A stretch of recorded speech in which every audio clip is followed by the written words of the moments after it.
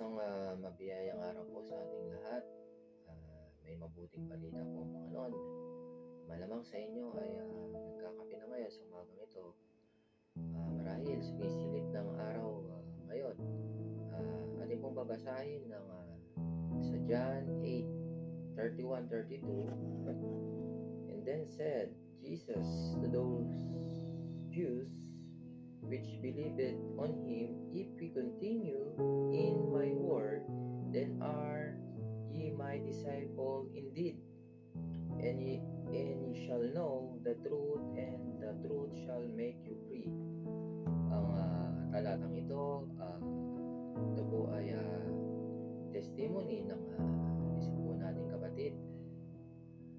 Ating pong pakinggan upang tayo lumaya sa mga sitwasyon na kung saan tayo nakakulong. Siya po ay arkitekto mula sa angkan na nagmamay-ari ng malaking lupain. Sa isang bansa, ang gawa niya ay kahanga-hanga sa paggawa ng disenyo ng gusali. Maraming naninilbihan sa kanila. May munting kahilingan na maging maayos naman ang pakikitungo sa kanila, pagkat sila'y may maayos naman na pagsunod sa kanilang tuntunin, at sila'y may kahabagang puso. Brother, noong unay pamumulat ako ay hindi ko papansin ang kanilang nararanasan. Unti-unti, nababagbag ang puso ko sa mumunti nilang kahilingan. Dahil nababatid ko ang kanilang damdamin, ako'y nanimbang na bihag nila ang aking puso. Brother, at doon ko nalaman ang tunay kong pagkatao.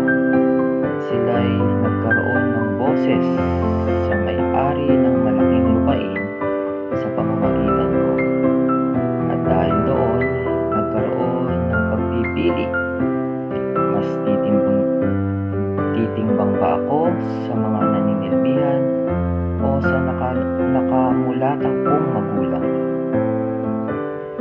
Mas pinili kong timbangin ang mga naninilbihan, pagkat nais kong lumaya sa karangyaan ng sanlibutan. Ang pakikiisa sa naninilbihan ang siyang tunay na kalayaan. Ang testimonyang ito ay nagmula kay Moises. Ang mga naninilbihan ay siyang tunay na anak ng Diyos. Sa kabila ng di maiwasan na alalahanin, ninanais ng Diyos tayo'y makaranas ng kapahingahan at kapayapaan. Sabayan niyo po ako sa panalangin ito upang tayo po ay lumaya. Akin pong pinapanalangin sa iyo, Ama, na ako'y palayain sa makasalimbutang pamumuhay. Mula sa araw na ito,